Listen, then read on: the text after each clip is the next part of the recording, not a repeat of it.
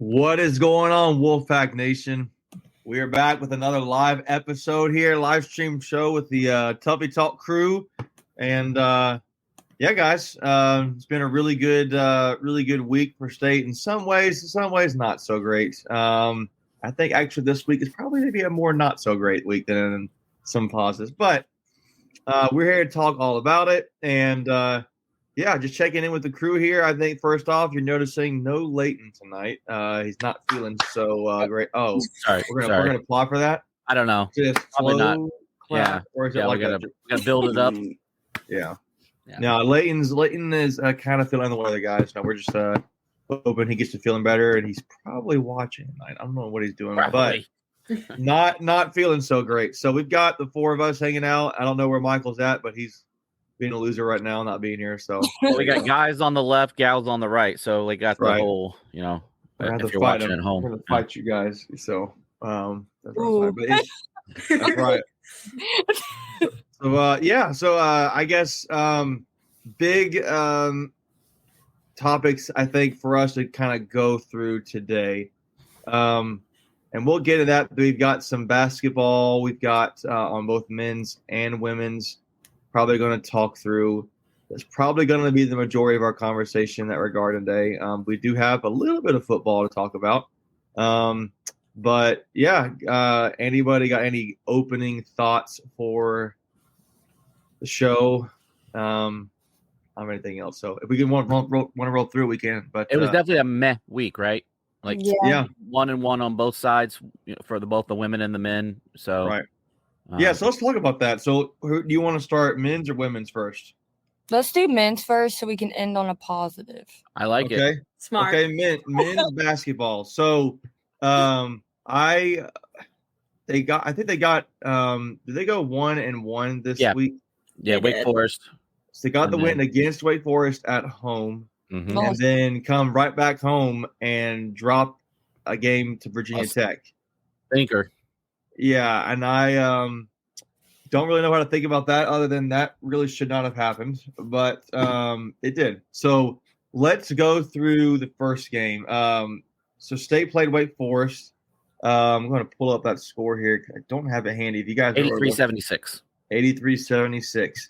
And State got the win. I thought the big storyline from that game besides I don't really know, but it was just a ton of storylines. Yeah, just getting the close game and honestly kind of pulling away late, I thought was a notable thing for State. Yeah, coming back in the second half. Right. Keats is technical. I mean, you can dissect this from or double technical and ejection, and then DJ Horn goes viral. We won't really. I don't know if we'll have that as a tweet of the week or anything like that, but probably. Yeah, I think it was an emotional game for State. It was a game where it took a lot of I don't know, a lot of grit to get through that one, and just a lot of just basically not being able to don't give up on this game, and they played through it. I'm going to pull up the stats, but Greg, any thoughts for you? Yeah, I mean, they were down at 10 at the half, down as many as 12 in the game as a whole. Another, not another great shooting night at home from 3-point, and that'll be a little bit of a carryover to Virginia Tech. We can probably talk about that, but for the two home games for dating back to Carolina and then Wake Forest, we were 2 of 28 from 3-point land. So the shooting had continued. You had DJ Burns sick on the sidelines dealing with some stuff. That really was the epitome of a game. It had everything. It had ejections and lots of fouls. It really did. You had vomit. You had free chicken sandwiches. I mean, it had everything. Yeah. Ups and downs. I know we talked last week about how this was a game between teams who should be relatively evenly matched, and talking about seeing how State performs against a team that should be on that same level as them. So this game was all over the place. Obviously, we'll talk the Keats ejection. We'll talk DJ Horn. There was a lot going on there. But I think it was refreshing to see State pull through and be able to pull off the win here. And then Carson said in the comments, Wake is beating UNC by 1 at half in Chapel Hill. If Wake wins that game, would that make our win versus them Q1? I don't think technically that's how it works. I think it's based on standings in the net rankings. Is that right? Mhm. Yeah, Yeah. It can what- change over time, but Right. I think we did handle Louisville pretty good. I don't know. I could pull up the current net rankings to see. That changes on a daily basis. I mean, one day you could be a Q2, the next could be Q1, and vice versa. Right. So, while you guys are talking, I'll go look up the current net real quick. I Yeah. Go ahead, Kens. I feel like after that way, I mean, asking me after the weight game, y'all all know I'm optimistic. So I'm going to say that. yes. I mean, if you look at the halftime score down by 10, we're usually not going to be very positive going into the second half thinking we're going to win that game. And so the fact that they did, like they came out because we're not really a second half team, in my opinion. And so the fact that we came out and actually dug until we got out of that hole and took the lead.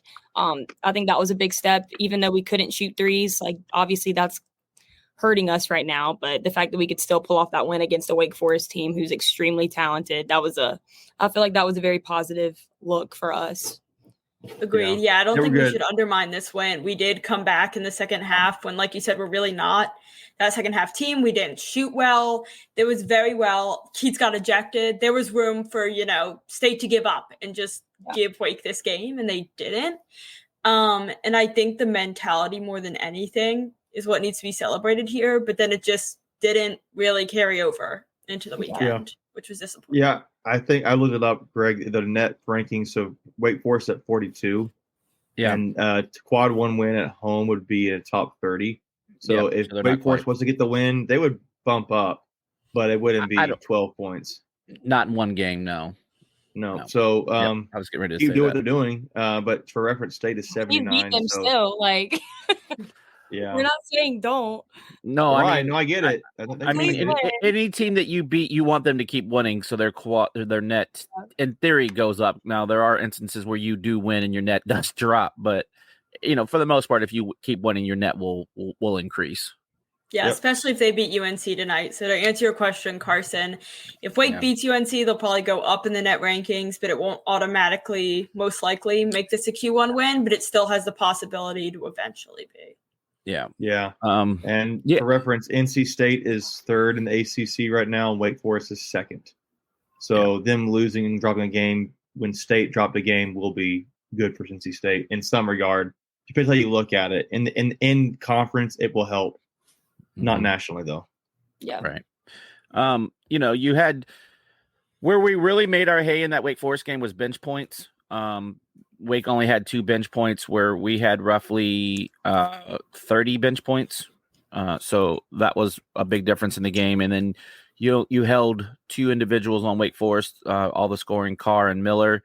Though Carr did have a career high. It always seems like we're talking about someone having a career high against us, it feels like. But, we limited the damage, and, it was a really gritty win. I thought the game really turned when Middlebrooks and his crew, him and Diarra, were running together. I felt like they just brought a lot of juice, and we were really, really scrappy. And then, I think we ended up taking the lead for good. I think with like 3 minutes left, I feel somewhere around that number. Yeah. I mean, Wake was up by 10 at the half, and 45-35, and State came back there. I think they outscored Wake in the second half, 48-31. Yeah, so we only missed like 2 shots in the last 9 minutes of the game. I think was the stat. But I think the thing to me, the 2 numbers that I think also are pretty impressive and both good with and bad. You mentioned they had poor shooting nights, like behind the 3. State they literally shot 0%. They were 0 for 8. Yeah, and they won the game by 7 points. That's really rare and hard to do. Yeah, I think they had 50 points in the paint. Yeah. I think the last time that happened was against Wake, ironically, and I want to say because Tim Peeler had the stat, it was like 1987, 1989 was like the last time we didn't hit a 3-pointer in a game. Mm-hmm. Yeah, it's just I think that was a game where it was a lot of heart for NC State to get that win, and that's really good. They're going to need that. But they go just kind of a few days later. I think that game was on. Was that game on a Tuesday? The Wake Forest was Tuesday. Okay, so they go on this weekend on Saturday at noon, and they lose to Virginia Tech, who I think Virginia Tech was like 9th in the ACC or 10th. They were 2-4. They're 10th in the ACC right now. Yeah. So they were 10-7 coming into that game. To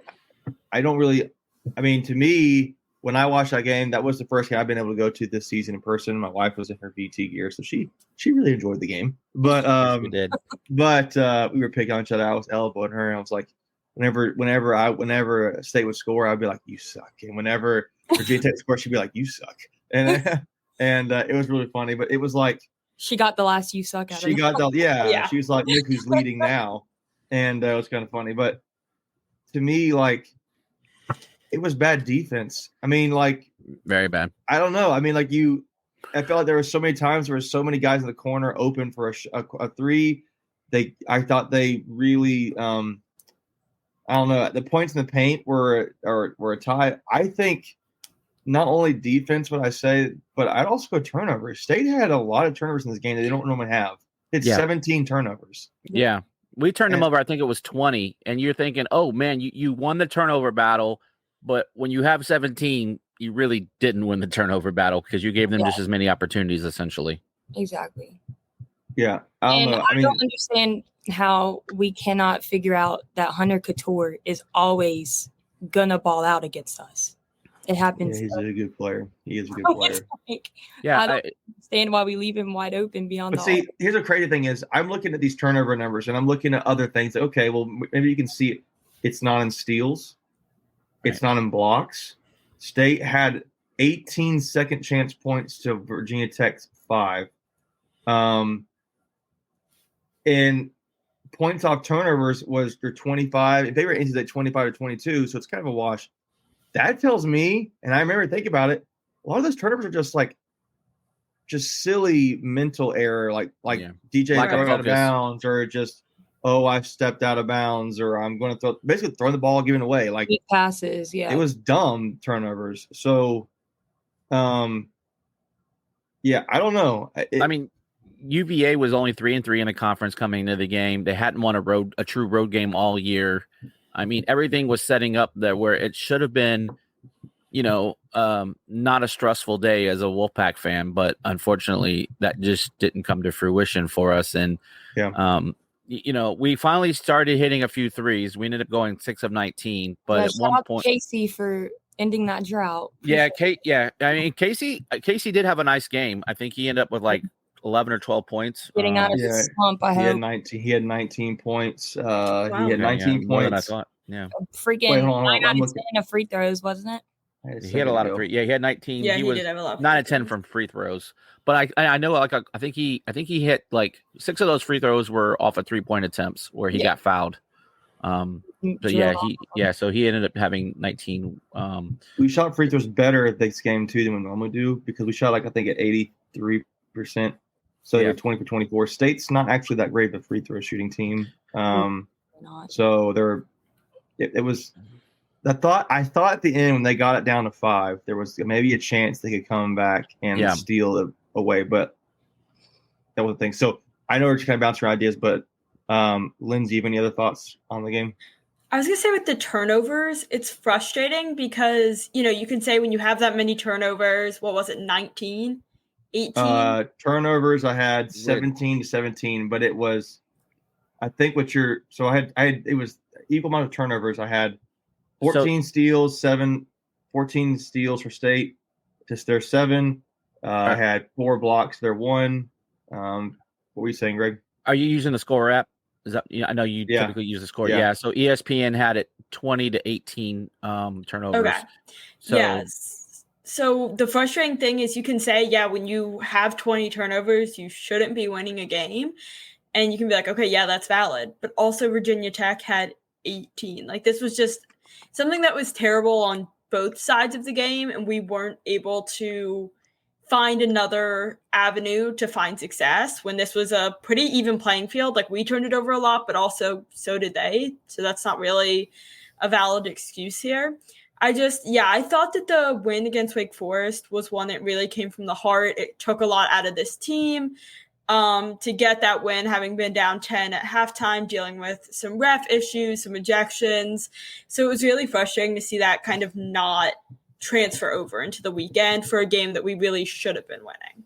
Yeah, I think the point that your point on turnovers, Lindsay, I think this, like, I get that, but I know State, they're one of their main keys to success is having a positive turnover margin, and like it is like 77, it's a wash, but for State that's not a good thing. Like they need to have like +5 turnover margin for them to feel like they have a good chance to win. And when I was watching the game halfway, and I was like, it was like half and half, and I was like, I don't know, that's a really good thing for NC State right now, and it turned out not to be, in my opinion. But yeah, for me, you lose by 6, and they hit 3 more 3-pointers than you do, and a lot of that was, I think, to your point, Macon, was there was a lot of wide open threes. If you tighten down that defense, throw a hand up in their face, maybe they don't make so many, maybe you steal one right there. But I will say, watching NC State, it's not pretty basketball. Our wins, we seem to struggle with a lot of it, and that's okay. Like, you can win ugly and muddy up the playing field, if you will, because at the end of the day, no one really doesn't remember scores. You just remember, your record, right? And they don't know how you get to that point. Sure. Yeah. But it's ugly. I mean, we this is the team, and I guess you could say it's a positive as well, but this team has to scratch and claw for everything they get. I mean, every inch that they get, they have to just fight and fight and fight. And I know, speaking for myself and probably a lot of Wolfpack fans, we would just like to go to a game and just enjoy it and not stress. Yeah, right. Have our heart rate stay the same the entire game. Yeah, well, I mean, you could say that, but look at Carolina right now. Right, they're losing. But I mean, so I think you got to play the games at the end of the day. I get that. The most frustrating thing for me is we were all gang-ho about the depth that we had on this team going into the season. And it's like, this was the first game where we actually had to see the foul trouble that some of our guys were getting in. And like Greg said, like, defense, that could have putting a hand up in the face, but could have gotten called for a foul. So Jaden Taylor backed off on defense. So why not put in an LJ Thomas or somebody that's aggressive on defense that doesn't have any fouls? It's just like, what's the point of hyping up our depth if it's not going to be used? And that's the most frustrating thing to me, because I feel like if we would have had some fresh guys in that could run defense and wasn't worried about getting fouled out or being able to actually be aggressive on that side of the ball, I feel like it could have turned that game around really fast, but we didn't even try. That's super valid. I agree. Like, this was something we talked about all the time going into this season was, if somebody fouls out, if somebody's in foul trouble, if somebody's hurt, like, we'll be okay. And, I remember we talked about that a lot. We were excited about it. And then to not see that actually come to fruition when we need it is definitely frustrating. And so I think that's something we're going to need to utilize in these games that just aren't turning out the way we expected or wanted. I think that we just need an explanation as to why we're not seeing some of these guys getting playing time. Because, I mean, we don't go to practices and see it every day, but it's like you have some really good talent sitting on the bench. Like, I wonder, where's MJ Rice been, right? He's been MIA for the last 2-3 games. Cam Woods. LJ Thomas, I think, has seen maybe 2 minutes the entire season. So it's like, and Breon hit a crazy 3 going in a half, didn't see him again afterwards. So it's like, so crazy. It's just confusing as to what decisions are made to put guys in. And I wonder sometimes too if part of it is you have so much depth, if that is maybe coming to bite you, because you're not getting guys gelling, having this chemistry maybe that you would want them to kind of get in a rhythm. Like I know, like, for instance, just not necessarily the best analogy, but like an offensive line, you don't rotate a ton of guys. You generally want to have the same guys there. So maybe that's part of it. I don't know. But I think, to me, I don't understand why we're shooting so poorly from behind the 3-point line. And I thought it was interesting, too. Like, I'm noticing more and more, I think teams are starting to figure out how to defend DJ Burns, right? I was talking about that today. Because he finished 8 points, 4 rebounds, and, like, 3 assists. So 3 assists isn't bad, but, like, the 8 points is not great for him. I mean, he was pretty much held in check the whole night. 4 fouls. Yeah, 3 assists and 3 turnovers, right? So that's a 0 net gain there. And like his 4 fouls, that's another thing. Like he was double teamed, couldn't be aggressive to try to get to the baskets because he was afraid of fouling out. So it's just frustrating to see some of these guys that are having to like not be as like watching the end of the game. Jaden Taylor was not his defensive self, and you could tell. So it's like it's frustrating to see that on TV where you're like, hey, this could definitely be avoided. These wide open threes in these last 2 minutes could definitely be avoided, but I think the other thing for me with DJ Burns is like he'll give you some great passes out of the post, and we're just not knocking down shots. I mean, he's giving guys wide open looks. He can't help them. He can't make them make the shot or shoot three. I mean, he's going to do what he can do. So right, yeah, he'll get doubled pass out of it, get a nice pass out to the perimeter, and we're just not making shots for him. So that's not helping. So he might only have 8 points, but he can assist 4 or 5 times, and that which could make it for another 10 to 15 points, if you will, or whatever. The one point I wanted to make is Michael O'Connell, like he gives you a nice spark off the bench from a point guard, and I feel like the offense runs much more efficiently. The problem is he's not a big scorer, so like what he does give you offensively as far as leadership and vision and all of that, he doesn't make up enough because again we're not a great shooting team.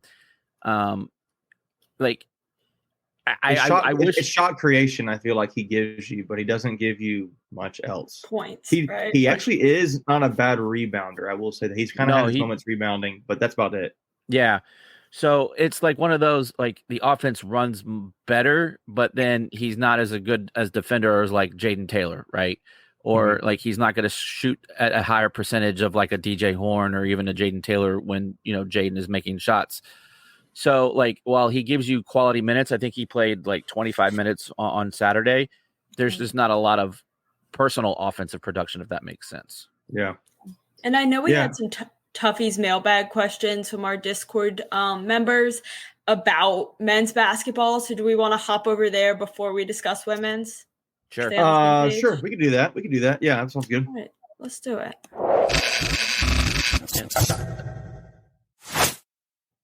All right. So to this point, men's basketball. I see this all the time.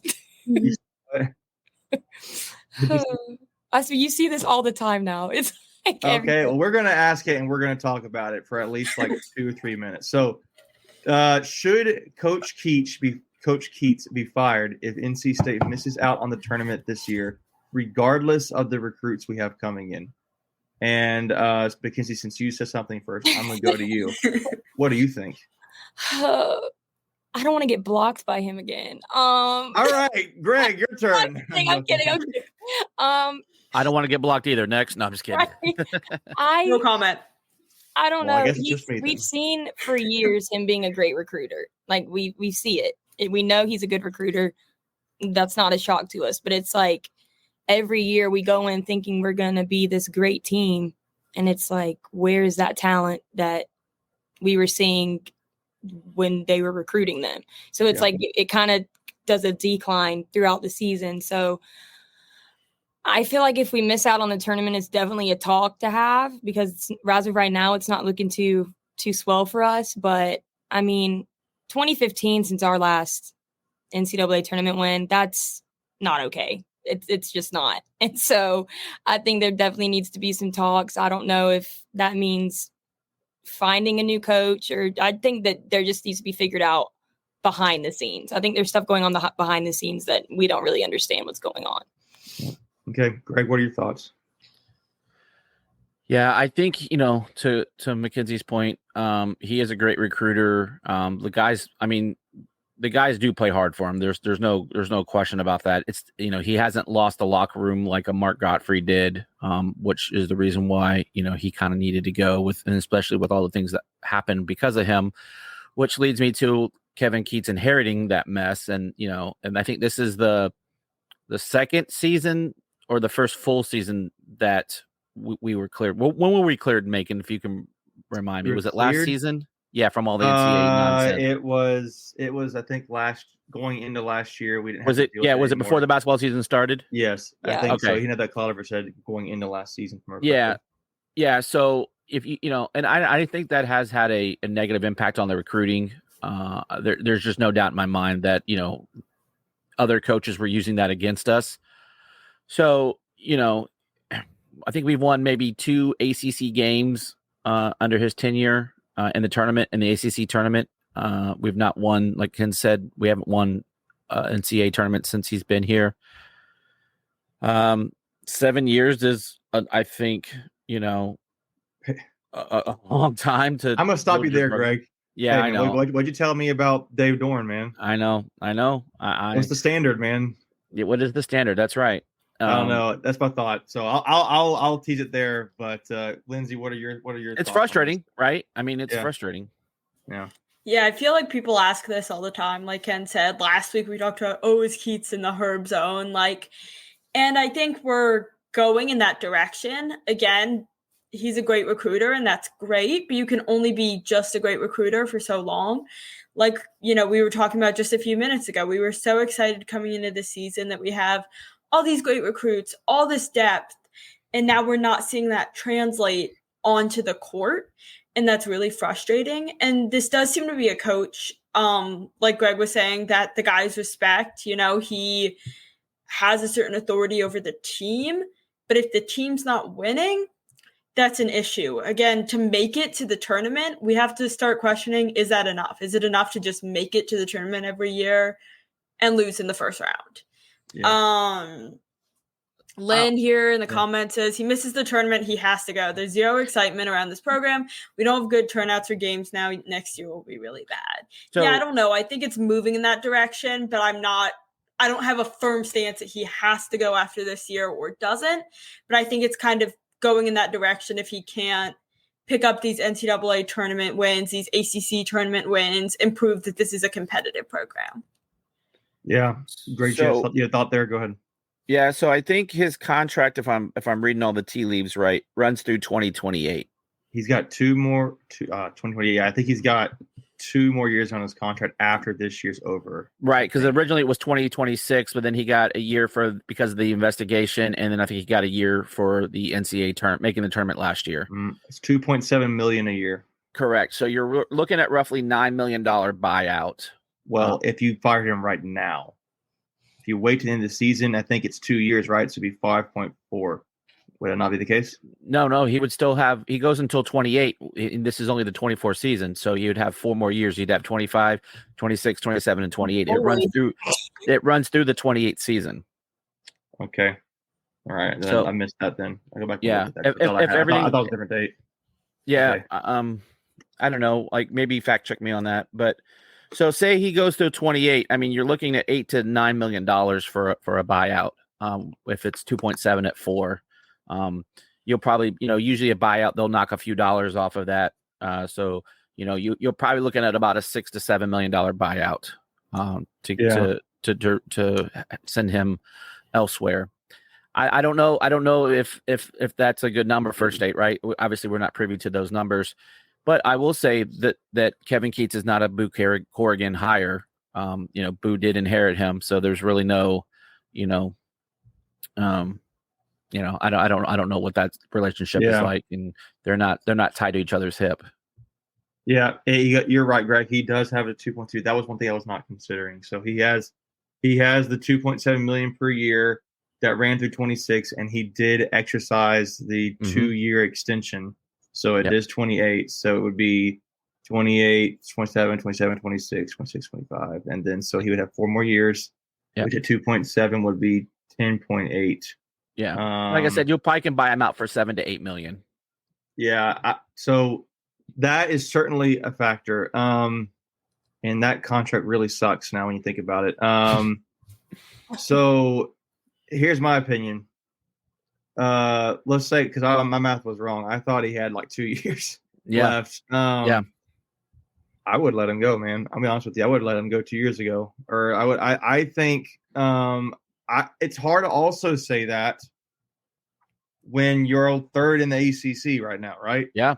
Like, I'm saying that, and I'm also the saying ACC also isn't the same talent that it was. Well, I agree with that. I mean, But if you finish top maybe 4 we in the could ACC, well, we can revisit that comment. But if you finish in top 4 in the ACC, you're more than likely getting in the NCAA tournament. right there, I mean, that's But But is that enough? Is that good enough? Right? Obviously, that's it's not. what I'm saying. Yeah, we have Keats going to the tournament, but the whole time he's been coached, winning never in had the an NCAA tournament win. right. Like, is it enough to go to the tournament knowing you were going to lose in the first round with Keats? I don't think 68 so. teams do it. No, I mean, like, you realize what we're talking about, guys. We're like over here justifying, trying to be nice about. Well, we did get in the tournament, and we don't, or we do get in the tournament, we lose out, but we got this one player coming in, and he's kind of good. Or we got two. We got Tremaine Stevens or Tremaine Parker. Yeah. And it's like, we're talking. Oh, we got to bring this guy in. Like, maybe they are good, but like, Paul McNeil's definitely good. well, yeah, I get that. 71 points. But is one player going to change NC State's trajectory? He scored 7-1. But we have talked about it. You only need three to 4 horses to make a run. He could totally do it. I'm talking about Paul McNeil. Yeah. I've seen 7 years of this with Keats, and granted, he's had 2 years now. Right. He's had a year. He did it. We didn't really do anything, and then this year we are better in the ACC, but we haven't made the tournament yet, so maybe the jury's out. But and I feel like to me, we're NC State, and I'm not saying like we're winning national championships like regularly or anything like that right now, but like we do have multiple national championships. We have many ACC championships. The goal is to win an ACC championship in my mind right now. Like that should be getting back to that. And that should be the minimal standard. I will say this is the closest season we've had to sniffing that higher seed in the AC tournament. But like, I if I look at the full body, I don't see how I can keep Keats around if I can help it for long. Unless if he were to win a game, yes. But I think to the question here, if he doesn't make the tournament, we're just going to say, yeah, let's just keep rolling with it. I mean, the only thing I could see as a reason why they wouldn't is if the buyout's too big. I mean, and Paul McNeil, exactly maybe. Where I'm at. That's where I'm at. I don't think he gets fired after this year unless the rails just come off the wagon. It's just. But the question being, if he misses out, I would say, yeah. If you can find the money and someone's willing to give it, I say yes. But correct. Buyouts almost $11 million now, so I just don't think that's not chump change. And you got to pay a new coach. Yeah. Yep. So I think we've kind of beat this one down a little bit, and I think we should move on. But hey, this is how we feel about it, and move right along. So we got any other questions, Lindsay? Yeah. Last note, though, we were talking about ACC rankings, saying it's hard to say this about the number 3 team in the ACC. But the number 1 team and the number 2 team we're playing right now, and the number 1 team is up by 12 points and was up by like 14 or 15 a minute ago. So we also have to say, like Ken said, the ACC isn't necessarily what it was. It doesn't necessarily have the talent that it does. And the difference between each, ranking in the ACC seems to be pretty big. So I don't think 3rd in the ACC is necessarily doing Keats that many favors. But we have one more mailbag question here. If NC State manages to beat both UVA and Cuse on the road this week and improve to 2-4 in quad 1 games, how would you guys feel about the team? I mean, winning an away game in the ACC is hard. Like it's definitely hard. Always has been. So the fact that we're undefeated on the road, if we can keep being undefeated on the road, that's a huge thing, huge plus. But I just feel like we're kind of opposite of where we should be. We should be undefeated at home and having struggles on the road. So yeah, well, I'll go to this. So Virginia and Syracuse are both 7 and 6 in the ACC, respectively, right now. So you get 2 road wins against those teams. I don't know where they're at in the net, but I am going to look. Virginia is 47. I just happened to glance at it. Virginia is 47. So that would be a top 50. I mean, that would be a quad 1 win because you've beaten a team on the road. Yep. And let's see, you said Syracuse. I think they might be 1 as well. 8. Yeah, they're 1 then. 68. So it would be. I thought it was the top 75 on the road. Is that right? 70 or 75. Yeah.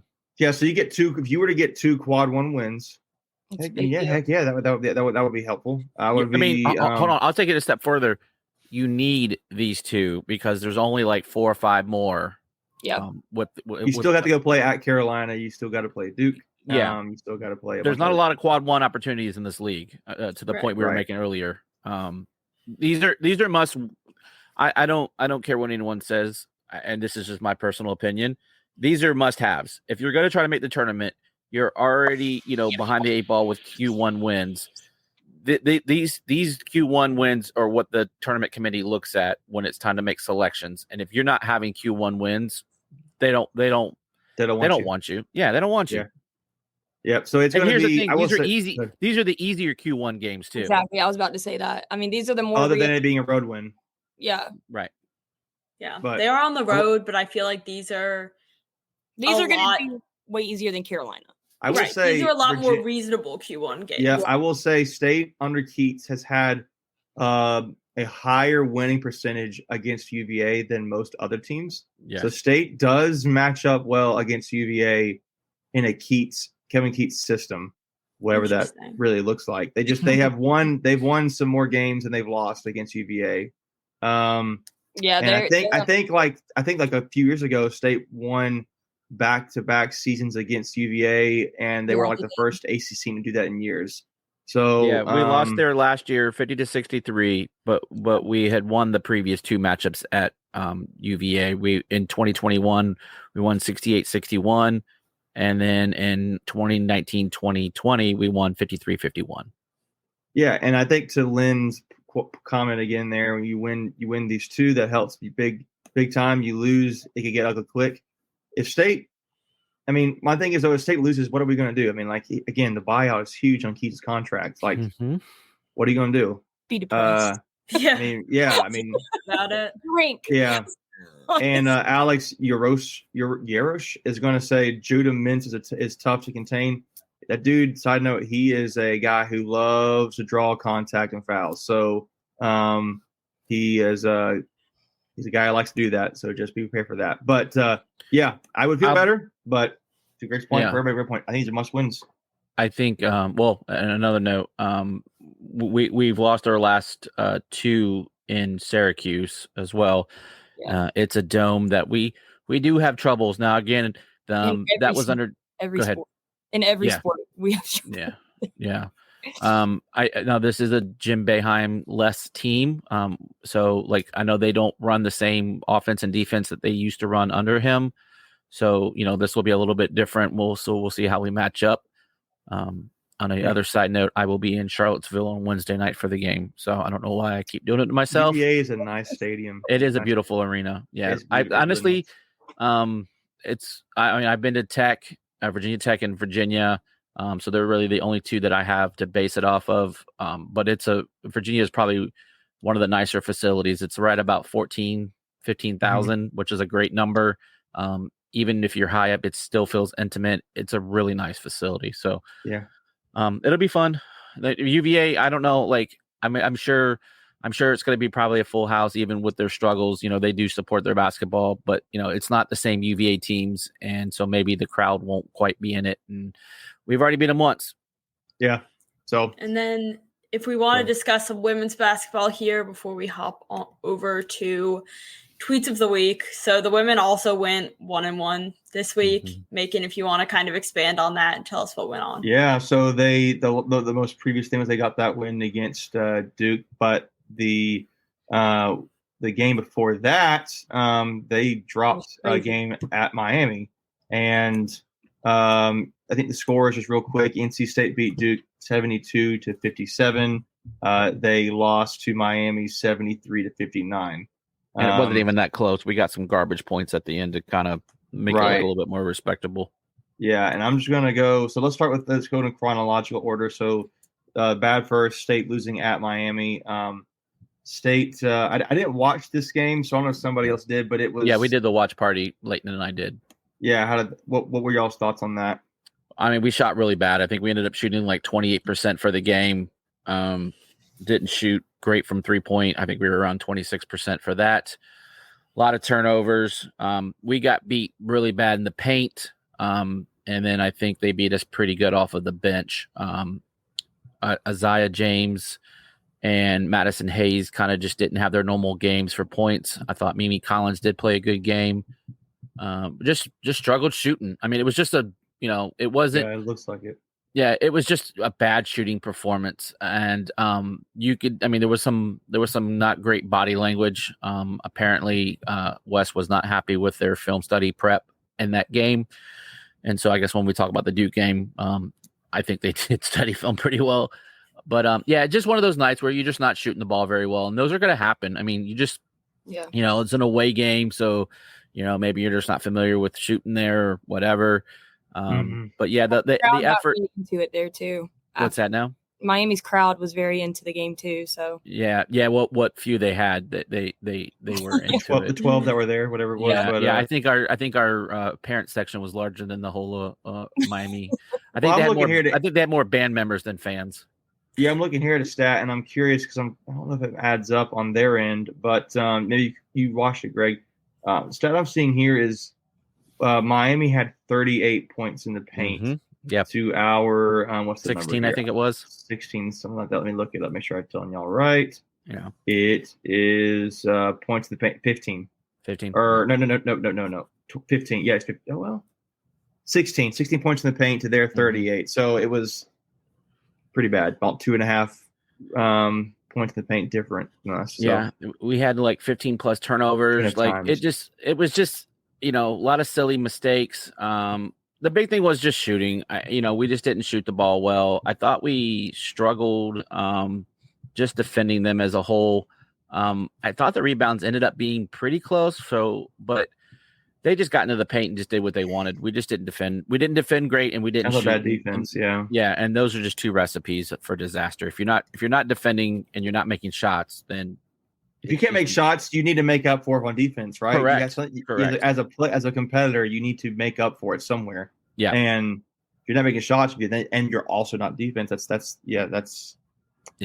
not good. Look, it's going to happen. You're going to, most teams are going to have one stinker a year. And so it's okay to have that, on a road and, early-ish in the ACC schedule.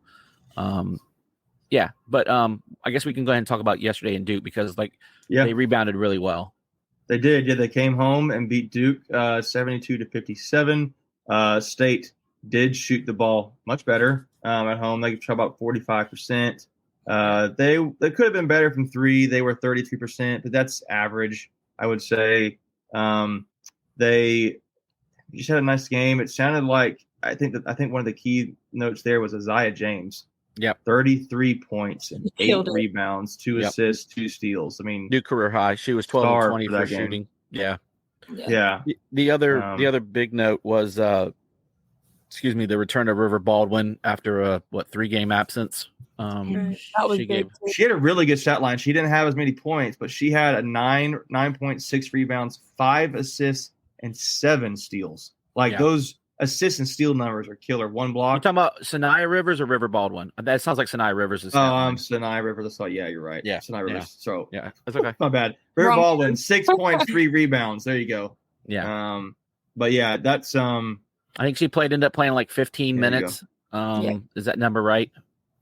River Baldwin 17 minutes. 17 minutes. Yeah. So. They eased her back into it. I stayed after the game to hear Wes's post-game comments. He said, River could have given him a couple more minutes, but I thought that, that was a good comeback for her first game. It looked like at times she was laboring, trying to get up and down the court with the ankle. But she'll have a couple of days. I think the next game is Thursday. It is at 7. Clemson. At Clemson. Yeah. So, it was a game that this team needed. The crowd was really good, really engaged. It was obviously it's a sold out crowd. There wasn't many empty seats. And so I thought they did a great job locking down Duke early in the game, especially in that first quarter. They did let off the gas a little bit in the fourth and Duke made a little bit of a run there, but I thought they closed them out well. I think that's what the team needed. Yeah, absolutely. What were your thoughts, Lindsay? Good. I was just going to say, after an obviously bad game at Miami, you come back and beat Duke by 15, but State still fell 3 places in the rankings this week from 4 to 7. Do y'all think that's valid, or do you think, like you said, Greg, like everybody has a stinker game once a season and you should only fall maybe 1 spot or 2? Yeah, I thought I had made a comment in a group that I'm a part of with women's basketball. I had said they were going to probably be either 7th or 8th, so I thought 7th was right where they should have landed. It could have been worse, but there was a lot of top teams that lost last week. I know Colorado took a loss. Iowa took a loss. I think Baylor took a loss. I just don't like Colorado being over us. Yeah, that's a little bit of a tough one. But if you look at their 2 losses, they've lost to top 10 teams. So it's a little bit more understandable why they're getting a little bit more favorable ranking than we are. But I get it. The head-to-head is the kind of the crux. But, as they say, not all losses are equal and not all wins are equal. Yeah. Yeah, let me ask a question here. Go ahead, Megan. You got it. I was going to say, what do we, as an individual player from that Duke game, how did Mimi Collins look? Because she had a really nice stat line. She had 16 points, 10 rebounds, 1 assist, 2 blocks. What you think about her, Greg, in that game? Yeah, I thought she made some really good stops. She had a really nice block. I always love Muggin Mimi, as I call her. I like her, just her attitude, especially when she makes a big play. I thought she was really nice. The whole team played really well. They played through each other. I think just having River back was the big thing, because as Wes likes to work it inside out, and so you had that presence where the offense just seemed like it was back to where it should be. Yeah. The difference between our men's and women's team is, like, we watched the men's team lose like our girls did to Miami. It's like, okay, is this how the rest of the season's going to be? Like, our girls come back and show you, like, hey, that was an off day, we're back. Like, you don't really stay down long to watch our women's basketball. So that's the difference. Is you can tell that team is they click really well, they play really well together, and it's like if they're down, they're not going to be down for more than 1 game. Yeah. I know for me, I'll let Lindsay, and I'll throw my left. I forgot what I was going to say, or we covered it. So for me, having gone to both games on Saturday, there's just no doubt that the atmosphere is completely different. Even when, state men make a run, it just doesn't feel electric at PNC unless it's a really big game for, either Duke or Carolina. But like every time I'm in Reynolds, and I know it's a smaller arena, so the noise is more condensed and, solid. It just feels different going to watch a women's game than a men's game. And it's not, the performance obviously is one thing, but it's just a different feeling. And I feel like I'm getting into the women's games more than I am the men's game. And I don't know if that's because one is ranked and the other one isn't, and just the recent history of it. I don't know, but I wish I could get that same feeling for the men's, because they deserve it. I mean, they work hard, but it just doesn't have the same feel. Fans deserve it, to be honest with you. For sure. But I will say these games that State has coming up, women's basketball on the road, are going to be this should be wins for State. You play at Clemson, I think is a below 500 team. You play Boston College, who's just over 500, and then you come home and play UNC on February 1st. So these should be good tests. And that, to me, if I'm interested, I should take pride in the idea of I'm going on these road games and I'm going to get these wins, because I didn't play well last time against Miami. So I think they should look at that as like a goal ahead of them to get make kind of similar to try to make up for what they did in dropping a ball against Miami.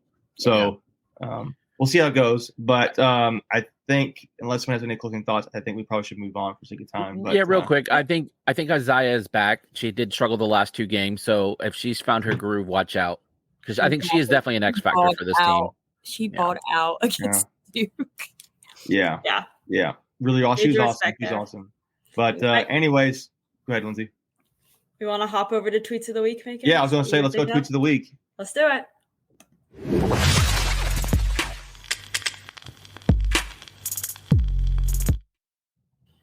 All right. So obviously we talked about this with Keats getting thrown out of the game. Wake Forest, coming from our own account. I'm pretty sure by the way this is written, this is a latent tweet, I think. So So he says, Definitely, he does all the capital letters. good for Keats. Go get him, Keats. These refs have been absolute dog, and then something, and then the whole night. So yeah, it definitely wasn't me. 'Cause I was out. yeah, and then like 4 like red mad faces and all that. So yeah, I mean, I will say Keats Angry Leighton tweets are the best. Right? Yeah, They're still rated G. That's the funny thing. Has anybody actually ever seen Leighton say anything and be this kind of mad before? Like, it's pretty. Because he's such a super nice guy. So I don't know. It's kind of hard for me. No, it's only on Twitter. Yeah. That's when I see a completely different side. Yeah. So, lady, if you're watching, like, what's the deal, man? But I love reading the quote tweets too and the responses to people Right. like hyping him up when he gets mad. He got over 200 likes. So I mean, people. Oh whatever. yeah, people are into this tweet. People acknowledge. So, anyways, I mean, to me, just as on topic, I think Keats getting thrown out of the game actually may have been what that team needed that game, right? Because they needed some motivating factor. And also, I would say shout out to Kareem Richardson for coaching through that game. But I really do think that was him sticking up for his players and for his team, and it got the team fired up. And I think that would help them, particularly going towards the end, to finish that game out well. I mean, again, we talked about earlier, they scored 48 points in the second half to, I think, Wake Forest 31, I think it was. So they were down by 10. They came back. So it might have been strategic, I wonder, at times. Like he said, this I'm willing to go all in right now emotionally on this. Yeah. So yeah, he was also sick, so maybe he didn't want to even be there. I know that's not true, but yeah, Keats was obviously not the only one mad at the refs. Like, I'm sure everybody's seen the DJ Horn memes. So I think him, being kind of the martyr here, standing up for his team gave them like that fire and that kind of sense of heart they needed to pull out that win. And like the fans have said this since Keats got here. We want to see Keats like that. We want to see our coach take up for our team. We want to see him get mad when BS happens. And the fact that he's done that more these past 2 seasons than he ever has. So that is a plus. I think that maybe he needs to get kicked out of more games. Every game he's going to get thrown out of a technical. Yeah. So maybe that could help, but. Side note: at the end of the game, where they had like 3 technicals that they threw out, like two double technicals, and it was like we should not have. They should. I didn't understand who was getting fouled. It was like you get a foul, you get a foul, and that whole thing. I mean, that whole thing was just a debacle with Jeffrey Anderson. He became a side story with the whole like working 8 days in a row, being all over the country, and the end was you had the doubles on.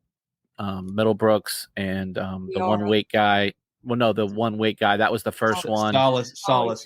Yeah, and then Solace and Diarra got into it, and which was another thing that could have been a bad IQ moment because they that was no discipline by the players, and that's unacceptable to me too. But But as far as Keats standing up for his team and his players, I think he just gotten tired of like the one-sidedness, State having to play 5-on-8.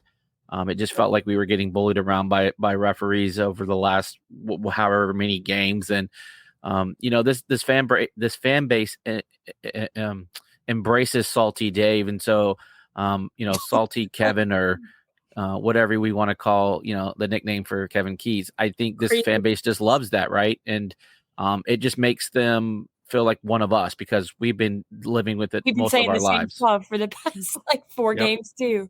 Yeah. So I think it was strategic. And Kevin even said that he deserved the first tech, but the second one came quick. I mean, like unless he said something, one of those magic words. Yeah, I want to know what was said. It was a quick hook. I mean, it was like a really quick hook. And they he probably said unsweet tea is better than sweet tea. And he was like, "Oh no, you're out. You get the end of this game." Yeah. That's awesome. But something like that. That was Go ahead, Lindsay. Nope. I was just gonna move on. Let's move on. I was gonna say let's go on to the next tweet. That kind of rips that one up. We have one more basketball related tweet this week. I'm right now. Yeah, so shout out to the county for y'all still going to school the next day. Yeah, going back to that tweet of, hey, discuss about with Keats, do we let Keats go? And maybe you lose some players coming in. Well, if you did, you would potentially, I mean, maybe he would still want to sign. He likes the coach, but like This dude right here signed for 2024, Paul McNeil Jr.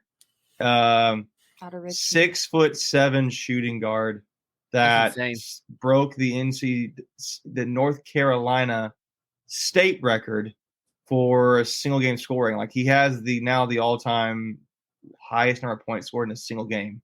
Yeah. Don't think the opponent he played was very tough. Yeah, Lee County. But there's been a lot of games where players have played really poor competition and couldn't put up 71 points. Right? I think he scored something like 20 points more than the whole other team did combined. It was like 100 something to 50 something. How I can describe the hypeness for this player is he played against, my cousin goes to Union Pines, and my Nana went and supported Paul McNeil. So that describes the hypeness for state fans. And I mean, he's really freaking good. So yeah. I mean, it was a record that stood like 67 years, 64 years, something like that. I don't remember the number, but it was 60 to be able to break a record like that, and how many great North Carolina basketball players that have come out of the state. That's something. Now, and like at 71, but this dude can score. He's got like 20, 30 point games that he just had a huge night this one game. And so big game. I think that's a really exciting player for state next year. I think he's a guy who come in right away and score for you, especially when you're struggling from three and a guy can shoot at 6'7" as a shooting guard. That's NBA size. And he just probably honestly needs to add a little muscle and just, I don't know what his defense looks like, but this dude, to be able to do this record, congrats to Paul McNeil Jr. and state fans. I know we were all pretty excited about that. I had a guy when he was at the game, Paul McNeil was at the game against Virginia Tech, and they said, welcome or congrats Paul McNeil on breaking the North Carolina scoring record. And I had a guy behind me, he's like, he didn't even know who he was. I was like, let me tell you real quick who this guy is. So really good for state. So and another side note, since y'all said this was the last basketball, I mean, shout out to Baby T balling out. Yeah, first NBA points. I think he had 2 that night, didn't he? He had 6. He had 6 points. Like, 2 threes, 3 pointers, like 20 seconds. And I think were they back to back? Pretty much, yeah. Mm-hmm. Yeah, he ended up going 2 for 3. Got the game ball that night. Yeah. Yep, against the Orlando Magic. Miss him. Yeah, that's great. So, all right. So shifting gears here, some big news, like a kind of a teaser, if you will, for what's coming out on the 24th, Wednesday. We got our first look, a sneak peek, if you will, at what the ACC football schedule is going to look like in 2024. And NC State, we all knew they were playing Western Carolina the first game, but what day they played them was unknown. And now we know it's Thursday. It's a Thursday night game. Thursday night, for against Western Carolina, obviously at home. That, to me, when I saw that come out, I thought, really, Thursday night for against Western Carolina? But then I thought, that's going to be a pretty fun game as a just a fan, if you're a fan, because you're going to really probably see NC State just destroy them. And on a Thursday night game, it'll be fun being there in the Thursday night environment. Red lights. So it's just cool also knowing, like, okay, we actually got a schedule coming out this week. So, any thoughts you guys have on this? Any matchups you like here? I didn't realize Florida State and Boston College play week 1. That was kind of interesting to me. Yeah, that is interesting. Yeah, a couple of things here. Also, tomorrow they're going to release all the Thursday and Friday games, so we still may get a couple more games, maybe one more tomorrow from a Thursday, Friday perspective. Yeah, and then Wednesday, the Wednesday, the remaining schedule gets released. But back to this game, I think this is good for a couple of reasons. One, it is a night game in August, September timeframe, so it should be a little bit cooler, which is always a nice thing. And then it does give us a couple extra days to prepare for that matchup against Tennessee the following week. I think Go ahead, Ken.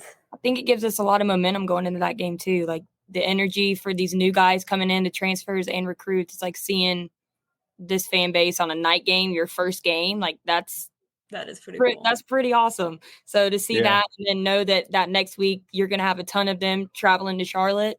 So I feel like that can put a lot of kick in their step as well. Yeah, valid point. Yeah, a few thoughts I have on this additional thoughts I have on this. One, it is super weird seeing Stanford, Cal, and SMU on this schedule. And I'm looking at Cal and SMU's opponents. I'm like, oh, who the heck are those opponents? Like, I don't even know. And I'll probably never care because they're somewhere out in Texas and California. So I thought the Stanford TCU might be the first game I watch of like the new ACC member Stanford. That might be a somewhat interesting game. But then also it's funny. Check out that Clemson Georgia matchup on the Saturday. I did not, and then Miami Florida.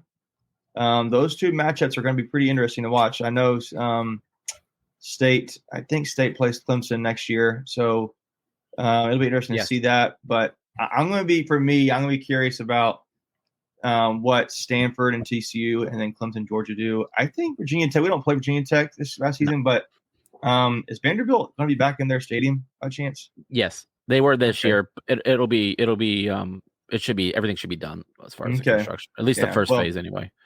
Well, yeah, I think there's a few games there that I'll be interested in, but I think on a side note, who the heck is Cal playing? That's what I said. Who the heck is Southern Methodist playing? Is that Abilene Christian? No, they're like purple. Just taking a guess. Yeah, I don't know. I genuinely have no idea. Who did you ask? Who SMU was playing? Yeah, UConn, is it? Is it no, it's not. If you zoom in, it's I guess you can't. Maybe it's a retro UConn logo, but it's not. I can't really tell. I don't think so because it has like a red border around it. What day is that one? I can't read that. That's Saturday. The Puerto Rican Huskies is what it is. That's Saturday for week 1. All right, so I'll just pull up SMU football. Hold on. Right. Yeah. And while you do that, we had a quote tweet of this as well with an interesting point about the season. Yeah, so Drew Johnson had a tweet. He said, "Reminder: this is a long season due to a late Thanksgiving. Yeah. Each team will have 14 weeks to play 12 games. That means 2 bye weeks. And then it's the favorite of Joe Giglio. But I did not. I thought that was interesting. Yeah, I thought that was interesting for sure. 2 bye weeks. So if you're State, you're kind of hoping they come mid to late in the season. Maybe. I sometimes I wonder the States. I don't know. They didn't do UNC any favors last season, but State has such an easy schedule. I would love for those bye weeks to come up against their tougher matchups. So like if you could get it like before the Clemson game, or you could get it before the you won't get it before the Carolina game, but you could maybe get it before a Georgia Tech road game, which I want to call a tougher game, but you could maybe get it there. Syracuse at home. Syracuse got Kyle McCord now from Ohio State. New coach though. But yeah, we'll see. It'll be really interesting. To me, it's really cool seeing a sneak peek of the schedule. And to Greg's point, we'll maybe see some more tomorrow. But we'll definitely see the full schedule for those who are wondering will be released on the 24th. So that's Wednesday. All right. I don't know the exact time, but. All right, so I have some loops to close here. So Cal plays UC Davis. I don't know how you get Davis out of CNA. I guess just California, I guess. Baseball team. Yeah, and then SMU, that is the HCU Huskies, which is Houston Christian, which is the Fighting Huskies. So there you go. Gotcha. Those are those two teams. But again, to your point, Macon, like we never...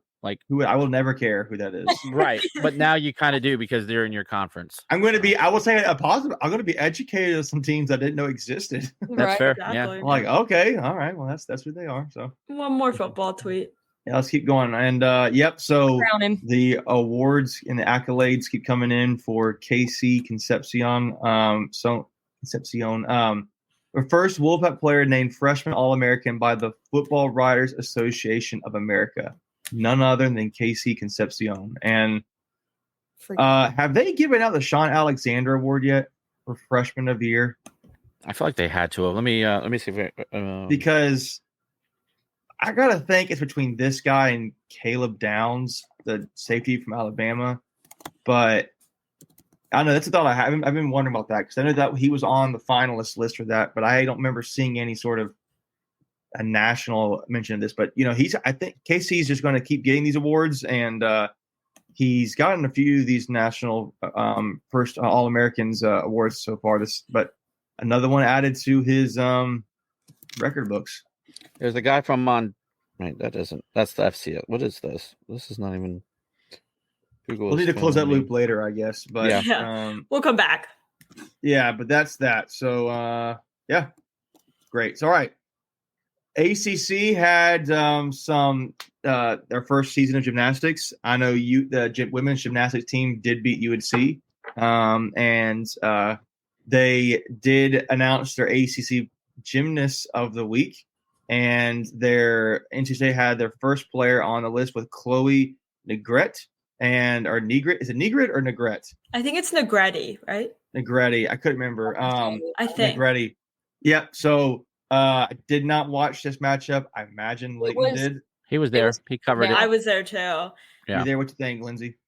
Yeah, so State beat UNC by almost a full point, which for any of our viewers who don't keep up as much with gymnastics goes into full points and then point and then 3 decimal places. So winning by almost a full point is a lot in gymnastics. It was a really good showing. The team looks very well established and put together for the point in the season that it is. And Chloe was the first ever ACC Specialist of the Week last week and is now ACC Gymnast of the Week. She picked up 2 individual titles at UNC this past weekend. So really just killing it for them. So just awesome. Shout out to her and the team in general.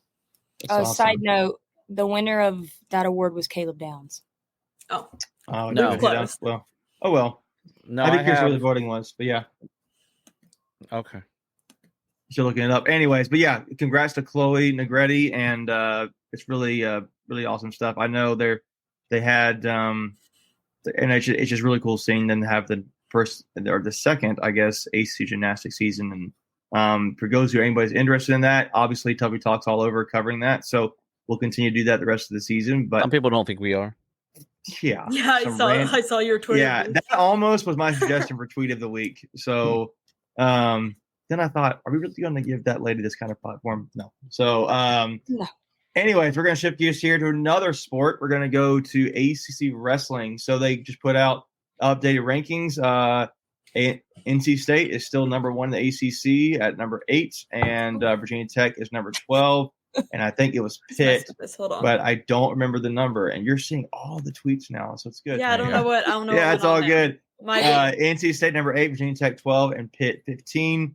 I don't think there's not been a ton of movement. I don't think on these rankings. No, State's been 8 at least 2 weeks in a row now. But also they didn't have any wrestling weeks this past week. So correct. Yeah. So not much to see here other than they're ranked 8th and they're first in the ACC. So. Yeah. We're gonna get back into it starting this week. So let's move on. Next one.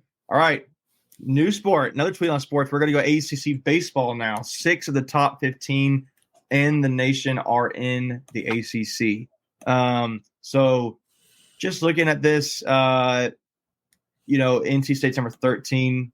That's a really good preseason ranking. The question this is according to Greg, D1baseball.com. Yeah, do you think that's justified, Greg? I do. I think it might be a little low. We have a lot of talent coming in. In fact, we'll get into this in the baseball preview, but half of our team is new. We have 20 freshmen and 20 transfers. So it's not 20. I'm sorry. That doesn't sound right. I think it's maybe it is maybe right. 10 and 10. No, it might be 20. No, I don't know. I'll have to figure it out. It might be 10 and 10. Lots of newbies. Lots of newbies, yeah. So, just depending on how they gel, I think it's 10 and 10 now that I'm thinking about it. But I think it's right where we need to be. ACC is going to be a gauntlet again. But this is according to D1baseball.com in the Baseball America poll that was released after this one. We came in at 16. So just for to me, context. I look at Wake Forest as number 1. They're the clear-cut number 1 team, and then everybody else in the ACC that's in the top 15 is like in this mosh pit that they could. I mean, in theory, UNC could be the better team, or State could be the number 1 team, or Clemson could be the last team out of that set of 5. Yeah, I mean, you have 12, 13, 14, and 15. So, to your point, that's pretty much a pick 'em, if you will. Right. So it's going to be interesting to see how it all plays out. Do we know? Do we play all these teams this year? I know we play Carolina. We definitely play Wake. We play Virginia. We play at Virginia. We play Carolina.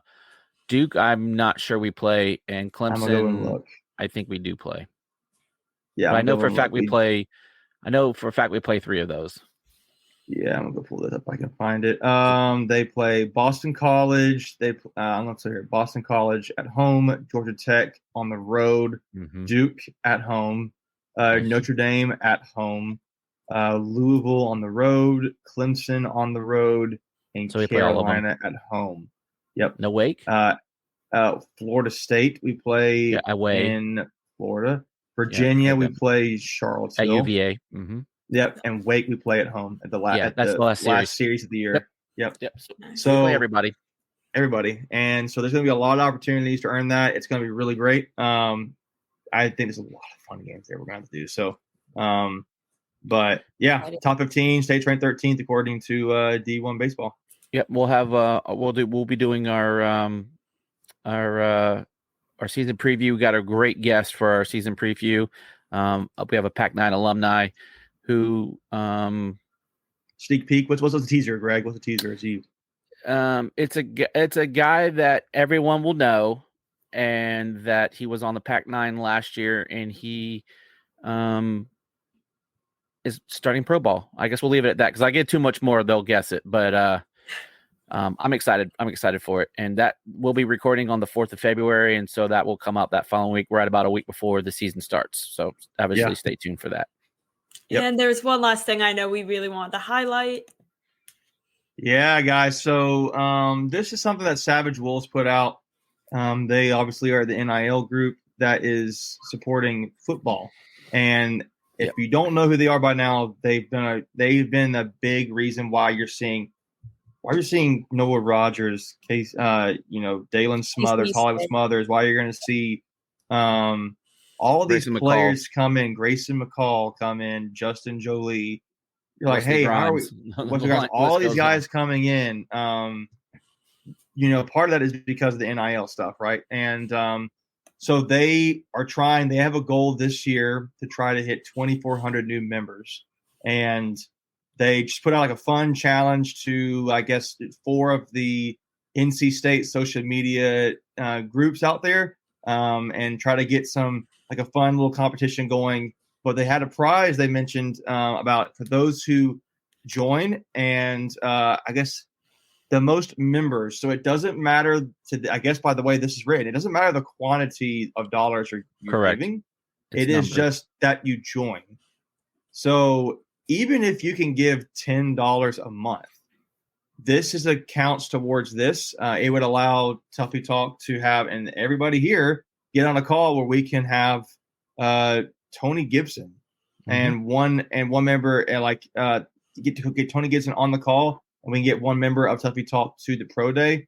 One of the new members that joined, not a member of Tuffy not Talk. us. I mean, technically, I'm considering joining. I've been giving like a one-time gifts, but I mean, anybody who joins out of Tuffy Talk, if we have the majority of I guess members that join from our show and our group, I guess our family here, so to speak, then one of you guys will get picked and get to go to the pro day. So again, I know people think, oh man, I can't give like $100 a month, but even if it's $10, that kind of comes up to $120 a year. That still has impacts for what they want to do, what we want to do on the recruiting side of things for NC State and the football team, and continue to build towards getting the ACC championship.